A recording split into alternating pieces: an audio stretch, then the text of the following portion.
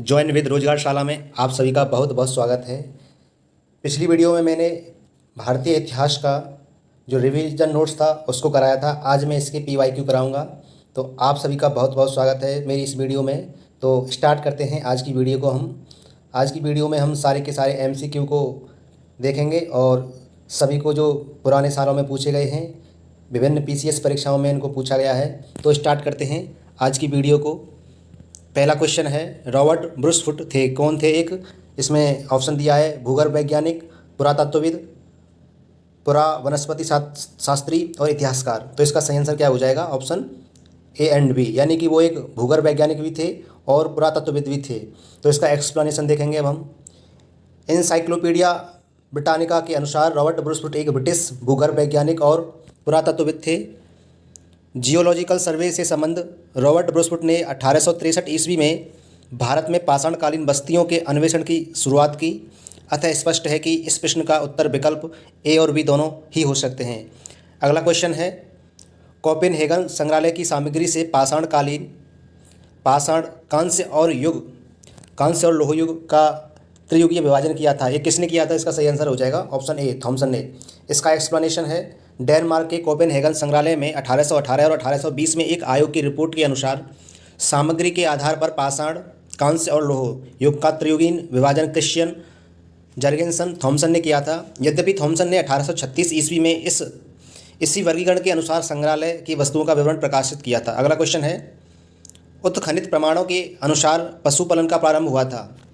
तो इसका सही आंसर हो जाएगा ऑप्शन D, यानी कि मध्य पाषाण काल में। इसका एक्सप्लेनेशन है, मध्य पाषाण काल के अंतिम चरण में पशुपालन के साक्ष्य प्राप्त होने लगते हैं। ऐसे पशुपालन के साक्ष्य भारत में आदमगढ़, होशंगाबाद मध्य प्रदेश में है ये, तथा बागौर, भीलवाड़ा राजस्थान से मिले हैं। अगला क्वेश्चन है, मध्य पाषाणिक प्रसंग में पशुपालन के प्रमाण जहाँ मिले हैं वह स्थान है। तो इसका सही आंसर हो जाएगा ऑप्शन C, यानी कि आदमगढ़। अगला क्वेश्चन है, निम्नलिखित में से किस स्थल से हड्डी के उपकरण प्राप्त हुए हैं? इसका सही आंसर ऑप्शन C और D हो जाएगा, यानी कि महदा से एंड सरायनहार से। इसका एक्सप्लेनेशन है, मध्य पाषाण कालीन मैदाहा उत्तर प्रदेश के प्रतापगढ़ जिले में स्थित है।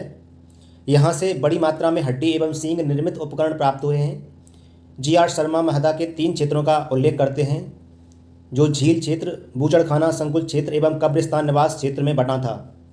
बूचड़खाना संकुल क्षेत्र से ही हड्डी एवं सींग निर्मित उपकरण एवं आभूषण बड़े पैमाने पर पाए गए हैं। सरायनहार राय से भी अल्प मात्रा में हड्डी के उपकरण मिले हैं। अगला क्वेश्चन है, हड्डी से निर्मित आभूषण भारत में मध्य पाषाण काल के संदर्भ में प्राप्त हुए हैं। इसका सही आंसर हो जाएगा सरायनहार से एंड महदा से। इसका एक्सप्लेनेशन हम अगले क्वेश्चन में देख चुके हैं। अगला प्रश्न है, एक ही कब्र से 3 मानव कंकाल निकले हैं। इसका सही आंसर है दमदमा। इसका एक्सप्लेनेशन है, मध्य गंगा घाटी के प्रतापगढ़ जिले में स्थित सरायनहार राय महदा तथा दमदमा का उत्खनन हुआ है। दमदमा में लगातार 5 वर्षों तक किए गए उत्खनन के फलस्वरूप पश्चिमी तथा मध्यवर्ती क्षेत्रों से कुल मिलाकर 41 मानव समाधान प्राप्त हुए हैं। इन समाधानों में से 5 समाधान युग्म समाधान हैं और एक समाधान में 3 मानव कंकाल एक साथ दफनाए हुए हैं। शेष समाधानों में से एक एक कंकाल मिले हैं। अगला क्वेश्चन है, खाद्यान्नों की कृषि सर्वप्रथम प्रारंभ हुई थी। इसका सही आंसर हो जाएगा नवपाषाण काल में। इसका एक्सप्लेनेशन है, खाद्यान्नों का उत्पादन सर्वप्रथम नवपाषाण काल में हुआ। यही वह समय है जब मनुष्य कृषि कर्म से परिचित हुआ। अगला क्वेश्चन है, भारत में मानव का सर्वप्रथम साक्ष्य कहाँ मिलता है? इसका सही ऑप्शन D है, यानी कि नर्मदा घाटी में। नर्मदा घाटी में मानव का सर्वप्रथम साक्ष्य मिलता है। इसका एक्सप्लेनेशन है, भारत में मानव का सर्वप्रथम साक्ष्य मध्य प्रदेश के पश्चिमी नर्मदा क्षेत्र में अवस्थित हथनौरा, यानी कि होशंगाबाद नामक पुरा स्थल से प्राप्त हुआ। इसकी खोज पुरातत्वविद अरुण सोनकिया द्वारा 5 दिसंबर 1982 में की गई थी। दोस्त, अगर आपको मेरी ये वीडियो पसंद आ रही है तो प्लीज़ आप मेरे YouTube चैनल जॉइन विद रोजगारशाला को सब्सक्राइब कर सकते हैं एंड कमेंट कर सकते हैं और लाइक भी कर सकते हैं। अगला क्वेश्चन है, प्रथम मानव जीवाश्म भारत की किस नदी घाटी से प्राप्त हुआ था? तो इसका सही आंसर हम अभी देख चुके हैं, यानी कि नर्मदा घाटी से मानव के प्रथम साक्ष्य मिले थे। अगला क्वेश्चन है, मानव द्वारा सर्वप्रथम प्रयुक्त अनाज था। तो इसका सही आंसर हो जाएगा ऑप्शन C, यानी कि जौ। इसका एक्सप्लेनेशन है, आधुनिक मानव समाज द्वारा मुख्य रूप से 8 खाद्य अनाजों का उपभोग किया गया है। उसमें हैं जौ, गेहूँ, चावल, मक्का, बाजरा, सोरगम, राई एवं जई। अनाजों के पौधे विभिन्न क्षेत्रों में जंगली घास के रूप में विद्यमान थे, जिन्हें बीजों के रूप में अलग अलग क्षेत्र में अलग अलग समय पर मानव ने उगाया। वैश्विक दृष्टि से देखा जाए तो सर्वप्रथम जौ यानी कि बार्ले 8000 ईस्वी पूर्व के आसपास भूमध्य सागर एवं ईरान के मध्य स्थित पश्चिमी एशिया के देश में मानव द्वारा उगाया गया। बाद में लगभग इन्हीं क्षेत्रों में 8000 ईस्वी पूर्व के आसपास ही गेहूँ, वीट यानी कि गेहूँ भी उगाया जाने लगा। अगला क्वेश्चन है, भारतीय उपमहाद्वीप में कृषि के प्राचीनतम साक्ष्य प्राप्त हुए हैं। तो इसका सही आंसर ऑप्शन बी हो जाएगा, यानी कि लहुरा देव से। इसका एक्सप्लेनेशन है, नवीनतम खोजों के आधार पर भारतीय उपमहाद्वीप में प्राचीनतम कृषि साक्ष्य वाला स्थल उत्तर प्रदेश के संत कबीर नगर जिले में स्थित लहुरा देव है। यहाँ से 9000 ईस्वी पूर्व से 7000 ईस्वी पूर्व तक के बीच चावल के साक्ष्य प्राप्त हुए हैं। उल्लेखनीय है कि इस नवीनतम खोज के पूर्व भारतीय उपमहाद्वीप का प्राचीनतम कृषि साक्ष्य वाला स्थल मेहरगढ़ यानी कि पाकिस्तान के बलूचिस्तान में स्थित, यहाँ से 7000 ईस्वी पूर्व के गेहूं के साक्ष्य मिले हैं। जबकि प्राचीनतम चावल के साक्ष्य वाला स्थल कोल्डिवा यानी कि इलाहाबाद जिले में बेलन नदी घाटी के तट पर स्थित, यहाँ से 6500 ईस्वी पूर्व के चावल की भूसी के साक्ष्य मिले हैं। माना जाता था उपरोक्त संदर्भों में अब यदि विकल्प में लहुरा देव रहता है तो उपयुक्त विकल्प वही होगा, परंतु लहुरा देव के विकल्प में ना होने की स्थिति में इसका उत्तर पूर्व की भांति ही होगा। अगला क्वेश्चन है, भारतीय उपमहाद्वीप में कृषि के प्राचीनतम साक्ष्य प्राप्त हुए हैं।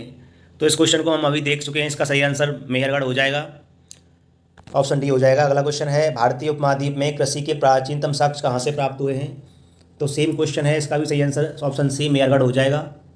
अगला क्वेश्चन है, नवपाषाण युग में भारतीय उपमहाद्वीप के उत्तर पश्चिमी क्षेत्र में निम्नलिखित में से किस स्थान पर कृषि के अभ्युदय के प्रारंभिक प्रमाण मिले हैं। तो इसका क्वेश्चन ऑप्शन बी हो जाएगा, सेम क्वेश्चन है, option B Mehrgarh. Next question देखते हैं, भारत में पशुपालन एवं कृषि के प्राचीनतम साक्ष्य प्राप्त हुए हैं। इसका सही answer option D same question है, मेहरगढ़ हो जाएगा। अगला क्वेश्चन है, उस स्थल का नाम बताइए जहाँ से प्राचीनतम स्थायी जीवन के प्रमाण मिले हैं। तो बहुत ही महत्वपूर्ण क्वेश्चन, इसका भी सही आंसर ऑप्शन डी हो जाएगा, क्योंकि स्थायी जीवन के साक्ष्य वहीं मिल सकते हैं जहाँ जीवन जीने के लिए आवश्यक चीज़ें होंगी, जैसे कि भोजन, खाद्यान्न की चीज़ें और उनके अनुकूल जीवन जलवायु होगी, तभी वहाँ पर जीवन के स्थायी साक्ष्य मिलेंगे। तो इसका एक्सप्लेनेशन है, दिए गए विकल्पों में प्राचीनतम स्थायी जीवन के प्रमाण सर्वप्रथम बलूचिस्तान के कच्छी मैदान स्थित मेहरगढ़ से मिले हैं, जिसकी प्रामाणिक तिथि 7वीं शताब्दी ईसा पूर्व 7000 ईस्वी पूर्व है। जबकि किली गुल मोहम्मद एवं कालीबंगा की प्राचीनतम तिथि क्रमशः 4000 ईस्वी पूर्व एवं 3500 ईस्वी पूर्व है। अतः इसका विकल्प डी सही हो जाएगा। अगला क्वेश्चन है, निम्नलिखित में से किन स्थानों से मध्य पाषाण काल में पशुपालन के प्रमाण मिलते हैं। तो ये बहुत ही महत्वपूर्ण क्वेश्चन है, PCS प्री 2018 में पूछा गया। अगर इसका सही आंसर हो जाएगा बागौर, इसका सही आंसर बागौर हो जाएगा। इसका एक्सप्लेनेशन है, मध्य पाषाण काल से पशुपालन के साक्ष्य प्राप्त होने लगते हैं। पशुपालन के प्रारंभिक साक्ष्य मध्य प्रदेश में होशंगाबाद के निकट आदमगढ़ पुरास्थल और राजस्थान के भीलवाड़ा जिले में स्थित बागौर से मिलते हैं। अगला क्वेश्चन है, निम्नलिखित में से किसको चालकोलिथिक युग भी कहा जाता है। तो इसका सही आंसर हो जाएगा ऑप्शन सी, यानी कि ताम्रपाषाण युग को चालकोलिथिक युग कहा जाता है। इसका एक्सप्लेनेशन है, ताम्रपाषाण युग को चालकोलिथिक यानी कि कैलकोलिथिक युग भी कहा जाता है। अगला क्वेश्चन, आहड़ सभ्यता के बारे में निम्न कथनों पर विचार कीजिए। पहला कथन है, आहड़वासी तावा गलाना जानते थे। दूसरा है, ये लोग चावल से परिचित नहीं थे। तीसरा है, धातु का काम आहड़वासियों की अर्थव्यवस्था का एकमात्र साधन था। अगला क्वेश्चन है, अगला स्टेटमेंट है इसका, यहाँ से काले लाल रंग के मृद भांड मिले हैं, जिस पर सामान्यतः सफ़ेद रंग से ज्यामितीय आकृतियाँ उकेरी गई हैं।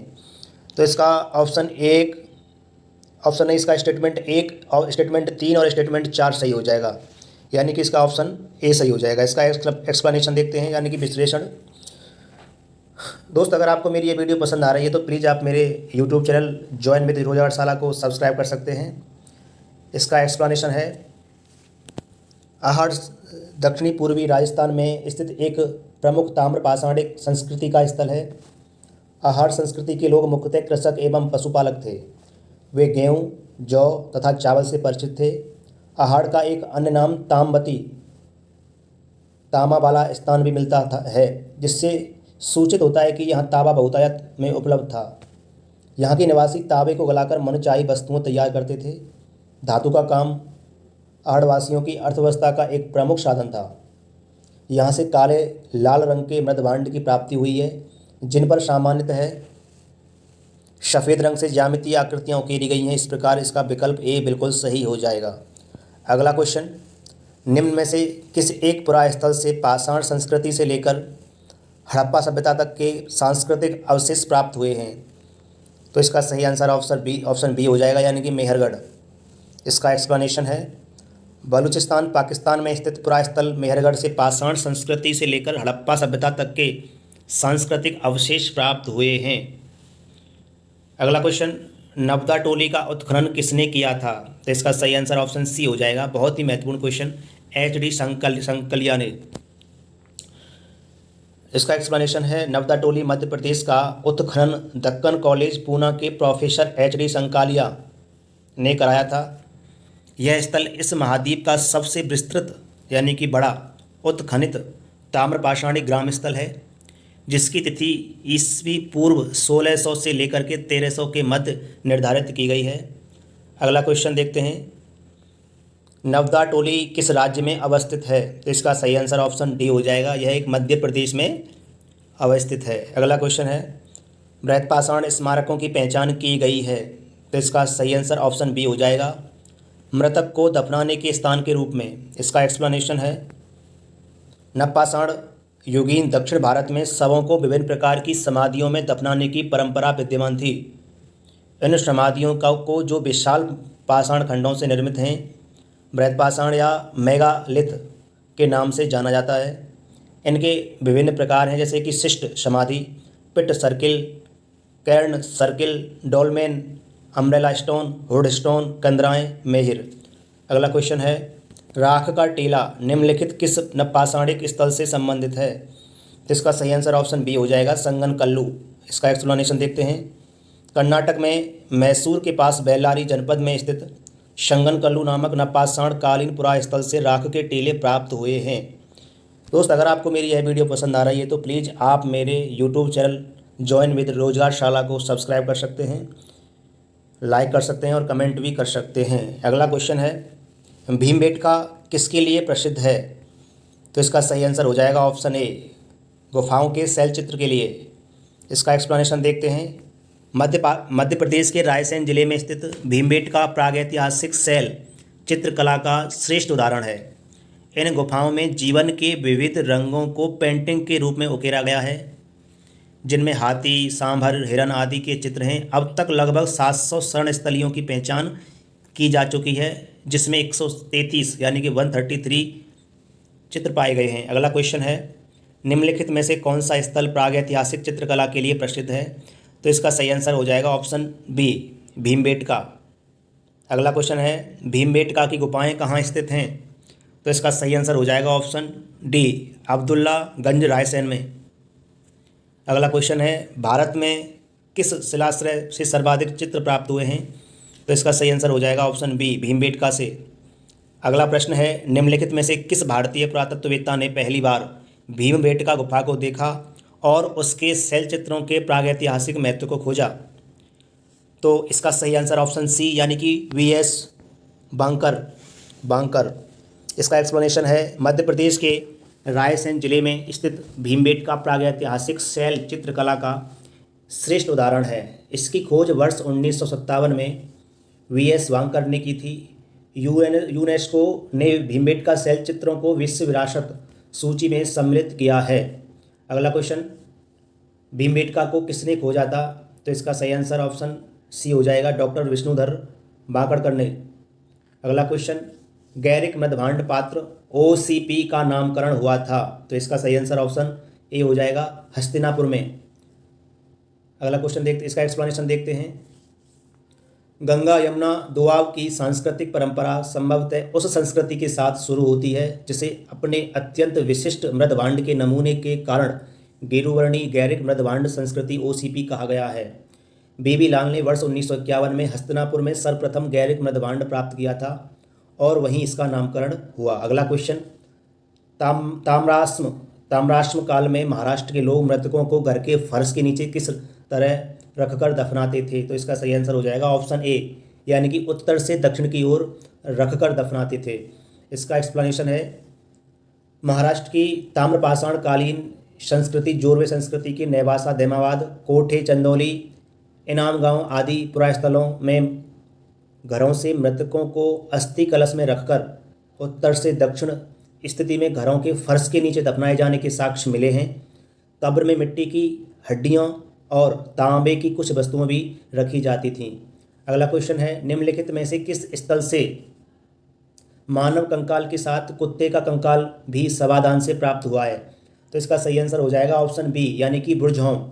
इसका एक्सप्लेनेशन देखेंगे, जम्मू एवं कश्मीर में श्रीनगर के निकट उत्तर पश्चिम में स्थित बुर्जहोम से नवपाषाणिक अवस्था में मानव कंकाल के साथ कुत्ते का कंकाल भी सवाधान से प्राप्त हुआ है।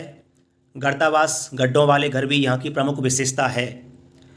दोस्त, अगर आपको मेरी यह वीडियो पसंद आ रही है तो प्लीज़ आप मेरे यूट्यूब चैनल ज्वाइन विद रोजगारशाला को सब्सक्राइब कर लीजिए और इस पर कमेंट भी कर सकते हैं और लाइक भी कर दीजिए। इसी प्रकार की वीडियो मैं आपके लिए लाता रहूँगा जिससे आपका रिवीजन होता रहे और आपको स्टडी में हेल्प मिलती रहे। अगला क्वेश्चन देखते हैं, निम्नलिखित में से किस स्थान पर मानव के साथ कुत्ते को दफनाए जाने का साक्ष्य मिला है? तो इसका सही आंसर ऑप्शन ए हो जाएगा, बुर्जहोम। अगला क्वेश्चन, गर्तावास के साक्ष्य प्राप्त हुए हैं, तो इसका सही आंसर बी ऑप्शन ए हो जाएगा, बुर्जहोम से। अगला क्वेश्चन है, इस पर मिलाना है, निम्नलिखित युग्मों पर विचार करना है, ऐतिहासिक स्थान और ख्याति का कारण। तो इसमें सही हो जाएगा ऑप्शन डी, यानी कि 2 और 3। जैसे कि चंद्रकेतुगढ़ और ये टेराकोटा कला के लिए प्रसिद्ध है और गणेश्वर ये ताम्र कलाकृतियों के लिए प्रसिद्ध है, बहुत ही महत्वपूर्ण है। यह IAS प्री 2021 में पूछा गया क्वेश्चन है। अगला इसका एक्सप्लेनेशन देखेंगे, बुर्जहोम नामक नवपाषाणिक पुरास्थल जम्मू कश्मीर केंद्र शासित प्रदेश में अवस्थित है। इस पुरास्थल की खोज वर्ष 1935 में डी टेरा एवं पीटरसन ने की थी। इस पुरास्थल से गर्तावास के साक्ष्यों की प्राप्ति हुई है। चंद्रकेतुगढ़ पश्चिम बंगाल प्रांत में स्थित एक प्रमुख ऐतिहासिक पुरातात्विक पुरास्थल है जो विद्याधरी नदी के तट पर अवस्थित है। यहाँ से ऐतिहासिक काल के टेराकोटा कला के कई उदाहरण प्राप्त हुए हैं जो तत्कालीन शिल्प कौशल की एक असामान्य विशेषता प्रदर्शित करता है। गणेश्वर राजस्थान प्रांत में स्थित एक प्रमुख ताम्र पाषाणिक पुरास्थल है। इस पुरास्थल की खोज राजस्थान विश्वविद्यालय के पुरातत्व विभाग के प्रोफेसर रतन चंद्र अग्रवाल ने की थी। इस पुरास्थल से दोहरी पेंचदार सिरे वाली ताम्र बाड़ाग्र मछली पकड़ने का कांटा तथा विभिन्न प्रकार के मृदभांड प्राप्त हुए हैं, इसलिए इस क्वेश्चन का सही आंसर ऑप्शन डी हो जाएगा। अगला क्वेश्चन है, विंध्य क्षेत्र के किस शिलाश्रय से सर्वाधिक कंकाल मिले हैं? यह UPPCS प्री 2016 में पूछा गया क्वेश्चन है, तो इसका सही आंसर ऑप्शन डी हो जाएगा, लेखैया से। इसका एक्सप्लेनेशन है, डॉक्टर JN पांडे की पुस्तक पुरातत्व विमर्श के अनुसार विंध्य क्षेत्र के लेखैया के शिलाश्रय संख्या 1 से मध्य पाषाणिक लघु पाषाण उपकरणों के अतिरिक्त 17 मानव कंकाल प्राप्त हुए हैं, जिनमें से कुछ सुरक्षित हालत में हैं तथा अधिकांश क्षत विक्षत अवस्था में प्राप्त हुए हैं। अमेरिका के ओरेगोन विश्वविद्यालय के जॉन R लुकास के अनुसार लेखैया में कुल 27 मानव कंकालों की अस्थियां मिली हैं। अगला क्वेश्चन है, नीचे 2 कथन दिए गए हैं, एक को कथन ए तथा दूसरे को कारण आर कहा गया है। इसको देखते हैं। अभिकथन है, विंध्य क्षेत्र के पाषाण युगीन लोगों ने नूतन भूतल काल के अंत में गंगा घाटी में प्रव्रजन किया।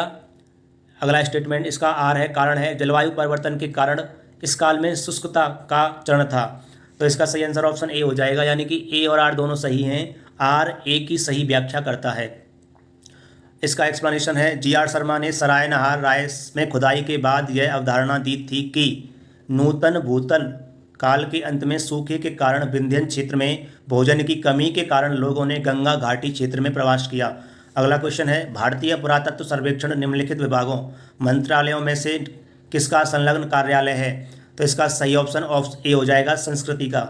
भारतीय पुरातत्व सर्वेक्षण आर्कोलॉजिकल सर्वे ऑफ इंडिया संस्कृति मंत्रालय के अधीन एक विभाग है। दोस्त, अगर आपको मेरी यह वीडियो पसंद आ रही है तो प्लीज़ आप मेरे यूट्यूब चैनल ज्वाइन विद रोजगारशाला को सब्सक्राइब कर सकते हैं और लाइक कर लीजिए और कमेंट भी कर सकते हैं। अगला क्वेश्चन है, भारतीय पुरातत्व का जनक किसे कहा जाता है? तो इसका सही आंसर हो जाएगा ऑप्शन ए, अलेक्जेंडर कनिंघम को। इसका एक्सप्लेनेशन है, अलेक्जेंडर कनिंघम 1814 से लेकर 1893 ईस्वी को एक ब्रिटिश सेनाधिकारी के रूप में बंगाल इंजीनियर्स के साथ काम करने के लिए तैनात किया गया था। उन्हें ही भारतीय पुरातत्व के जनक के रूप में जाना जाता है। अगला क्वेश्चन, राष्ट्रीय मानव संग्रहालय कहाँ पर है? तो इसका सही आंसर हो जाएगा ऑप्शन सी, यानी कि भोपाल में। इसका एक्सप्लेनेशन देखते हैं, राष्ट्रीय मानव संग्रहालय जिसका नाम बदलकर इंदिरा गांधी राष्ट्रीय मानव संग्रहालय कर दिया गया है, भोपाल मध्य प्रदेश में स्थित यह भारत सरकार के संस्कृति विभाग के अंतर्गत स्वायत्त शासी संगठन है। दोस्तों, मैंने इस टॉपिक से जितने भी PYQ पूछे गए हैं उनको आपके लिए करा दिया है। आगे आने वाली अगली वीडियो में अगला टॉपिक कराऊंगा। अगर आपको मेरी ये वीडियो पसंद आई है तो प्लीज़ आप मेरे यूट्यूब चैनल ज्वाइन विद रोजगारशाला को सब्सक्राइब कर लीजिए। इसी प्रकार की वीडियो मैं आपके लिए लाता रहूँगा। आपका रिवीजन भी होता रहेगा और जितने भी अब तक क्वेश्चन पूछे गए हैं उनको आप अच्छी तरीके से तैयार कर लेंगे। तो इसी प्रकार मैं आता हूँ अगली वीडियो में एक बेस्ट कंटेंट के साथ और अच्छी क्वालिटी के साथ। तो तब तक के लिए धन्यवाद। जय हिंद, जय भारत।